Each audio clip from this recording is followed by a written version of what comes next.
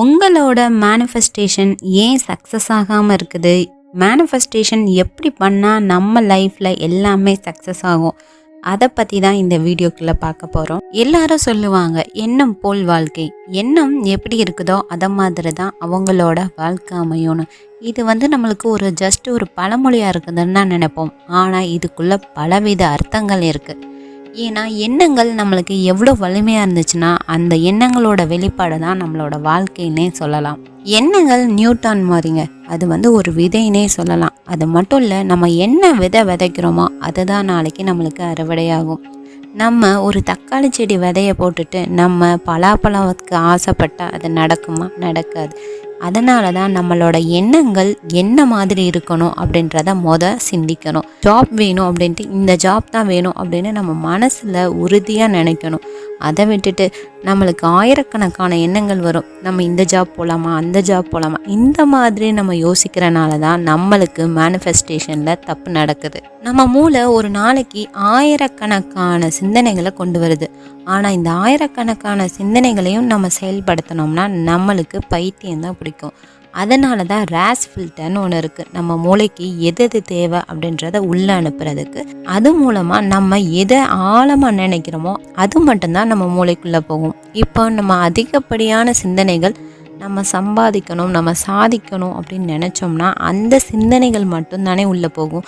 அதை விட்டுட்டு நம்ம நெகட்டிவாக அதிகமாக சிந்திச்சுக்கிட்டு இருந்தோம்னா நம்மளோட அதிகமான நெகட்டிவ் தாட்ஸ் தான் உள்ளே போகுமே தவிர பாசிட்டிவ் தாட்ஸ் உள்ளே போகாது.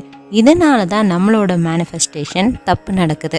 இதை குவாண்டம் ஃபிசிக்ஸ்னே சொல்லலாம். ஆமாங்க, நம்ம என்ன நினைக்கிறோமோ நம்மளோட கவனங்கள் கரெக்டாக இருந்துச்சுனாலே போதும், நம்மளோட மேனிஃபெஸ்டேஷன் எல்லாமே சக்ஸஸ் ஆகும்.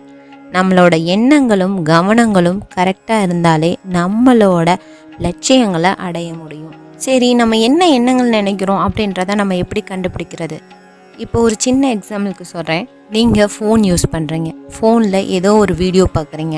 அந்த வீடியோ சம்மந்தப்பட்ட வீடியோக்கள் மட்டும்தான் வரும். இப்போ ஒரு ராசி பலன் வீடியோவே நீங்கள் பார்க்குறீங்க, பார்த்து முடிச்சுட்டு விட்டுறீங்க. ஆனால் உங்களுக்கு திருப்பி திருப்பி அந்த ராசி பலன் வீடியோவே தான் காமிக்கும். ஏன்னா அல்காரிதம் அப்படி தான் செயல்படும்.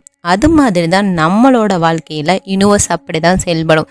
நம்ம எதை அதிகமாக யோசிக்கிறோமோ, நம்ம வாழ்க்கையில் எதை அதிகமாக சிந்திக்கிறோமோ, எதை பற்றி அதிகமாக பேசுகிறோமோ அதை பற்றி உள்ள விஷயங்கள் மட்டுமே நம்ம வாழ்க்கையில் யூனிவர்ஸ் கொண்டு வந்து கொடுக்கும். இந்த எண்ணங்களை நம்ம எப்படி சரிப்படுத்துறது அப்படின்னா, நம்மளோட எண்ணங்கள் தெளிவாக இருக்கணும். இந்த விஷயங்கள் தெளிவாக இருந்தால் தான் நம்ம வாழ்க்கையில் எல்லாமே சக்ஸஸ் ஆக முடியும் அப்படின்னு. அப்போ இதுக்கு ஒரு சின்ன உதாரணம் சொல்கிறேன். தண்ணி வரும் பாருங்கள். தண்ணி வர்றப்ப நீங்கள் பார்த்தீங்கன்னா கலங்கல் தண்ணி, நல்ல தண்ணி, எல்லா தண்ணியும் சேர்ந்து வரும். ஒரு பானையில் அதை பிடிச்சி வச்சோம்னா நாள் பார்த்தீங்கன்னா அந்த பானை ஃபுல்லும் கலர் மாறி இருக்கும். ஆனால் மறுநாள் பார்த்தீங்கன்னா அந்த பானையில் தண்ணி, கலங்கல் தண்ணியெல்லாம் கீழே விழுந்துட்டு நல்ல தண்ணி மேலே நிற்கும். அது மாதிரி தான் நம்ம வாழ்க்கையில் நம்ம மூளையில் அதிகப்படியான எண்ணங்கள் உள்ளே இருக்கும். நம்மளுக்கு தேவையான எண்ணங்களும் தேவையற்ற எண்ணங்களும் நம்ம மனசில் அதிகமாக இருக்கும். இது எல்லாமே மூளைக்கு கொண்டு போகிறதுக்கு ஒரு காரணம் நம்ம அதிகப்படியாக யோசிக்கிற எண்ணங்கள் மட்டும்தான். அதனால் அந்த எண்ணங்களில் நம்ம கவனமாக இருக்கணும். அது மட்டும் இல்லாமல் தெளிவாக இருக்கணும். இந்த எண்ணங்கள் இருந்தால் எனக்கு நல்லா இருக்கும் அப்படின்றத நம்ம மன உறுதியோடு இருக்கணும். இந்த கலங்கல் தண்ணியை நம்ம நல்ல தண்ணியாக மாற்றிட்டோம். ஆனாலும் நம்ம வாழ்க்கையில் இதை எப்படி மாற்றுறது? நம்மளோட எண்ணங்கள் இதுதான் அப்படின்னு நம்ம முடிவு செஞ்சிட்டோம். இதை நம்ம எப்படி மேனிஃபெஸ்டேஷன் பண்ணால் நம்ம வாழ்க்கையில் நம்ம சக்ஸஸ் பண்ண முடியும் பார்த்தீங்கன்னா, அதை நீங்கள் உணர்வு பூர்வமாக பண்ணாதான் அது உங்கள் வாழ்க்கையில் நினச்சிருக்கும். அப்போ அது நினச்சிருக்க நம்ம எப்படி உணர்வு பூர்வமாக பண்ணுறதுன்னு பார்த்தீங்கன்னா, உங்களுக்கு இப்போ ஒரு வேலை கிடைக்கணும் அப்படின்னு நீங்கள் முடிவு பண்ணிட்டீங்கன்னா அந்த வேலை கிடைச்ச மாதிரி இமேஜின் பண்ணி பாருங்கள்.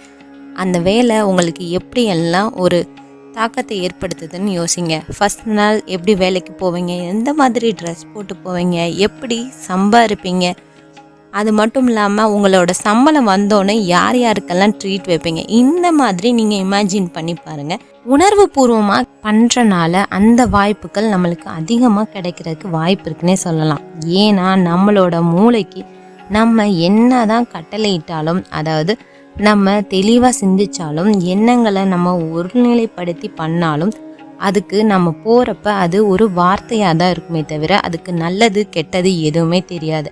ஆனால் இதை நம்ம இமேஜின் பண்ணி பார்க்குறப்ப இவங்களுக்கு நடந்திருக்கு போல், இவங்க இந்த மாதிரி தான் நினைக்கிறாங்க அப்படின்னு யூனிவர்ஸ் அதை நம்மளுக்கு வழி நடத்துறதுக்கு ஒரு பாதையாகவே அமைச்சு கொடுக்கும்.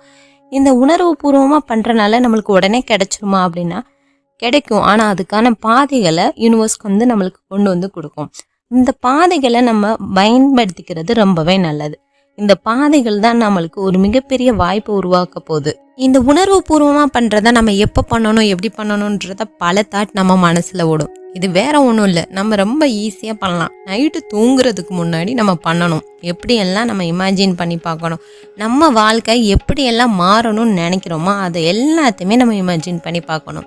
அதே மாதிரி காலையில் எழுந்த உடனே இந்த மாதிரி இமேஜின் பண்ணி பார்க்கணும். இந்த மாதிரி நீங்கள் விஷுவலைசேஷன் பண்ணி பார்க்குறப்ப உங்கள் வாழ்க்கையில் சில மாற்றங்கள் நடக்கும்.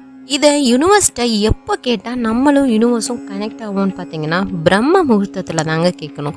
இதை பிரம்ம முகூர்த்தத்தில் கேட்குறப்ப அதோட எஃபெக்ட் பல மடங்கு பெருகும். அதனால தான் பிரம்ம முகூர்த்தத்தில் கேட்க சொல்கிறாங்க.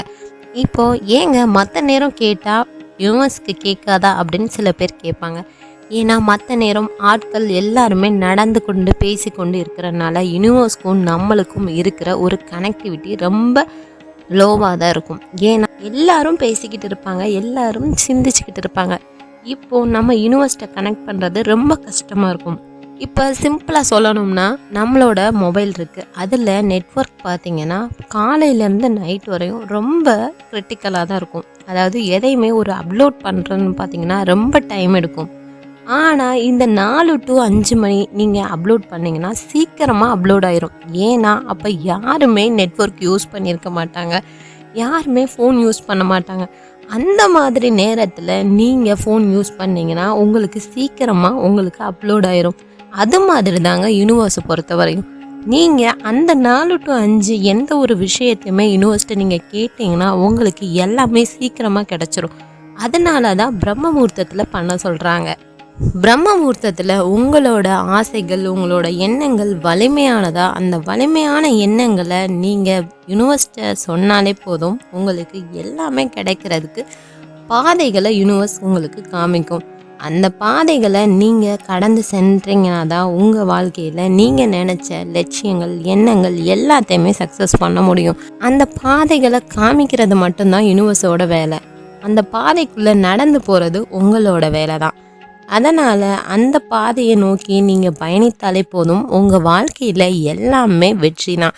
இந்த மாதிரி நீங்கள் மேனிஃபெஸ்டேஷன் பண்ணாலே போதும், உங்கள் வாழ்க்கையில் எல்லாமே சக்ஸஸ் தான்.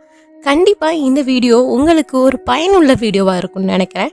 பிடிச்சிருந்துச்சுன்னா லைக் பண்ணுங்கள், ஷேர் பண்ணுங்கள், மறக்காமல் சப்ஸ்கிரைப் பண்ணுங்கள். தேங்க்ஸ் ஃபார் வாட்சிங். நெக்ஸ்ட் வீடியோவில் பார்க்கலாம்.